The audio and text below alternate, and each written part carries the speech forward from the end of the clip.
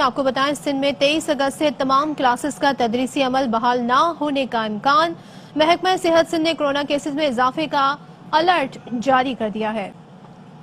بالکل سندھ میں تعلیمی اداروں کو کھولنے کے اعلان پر نظر ثانی کا فیصلہ کیا گیا ہے۔ سندھ میں 23 اگست سے تمام کلاسز کا تدریسی عمل بحال ہونے کا امکان ہے۔ محکمہ صحت سندھ نے کورونا کیسز میں اضافے کا الرٹ جاری کیا ہے۔ حالیہ دنوں میں ایس او پیز کا عمل نہ ہونے کے سبب کورونا وائرس کے پھیلاؤ کا خدشہ ہے۔ محکمہ صحت سندھ کا ایسا کہنا ہے۔ محکمہ صحت سندھ نے سکولز نہ کھولنے کی تجویز دی ہے۔ سندھ میں پرائمری تا یونیورسٹی تمام کلاسز 23 اگست سے کھولنے کا اعلان کیا گیا ہے۔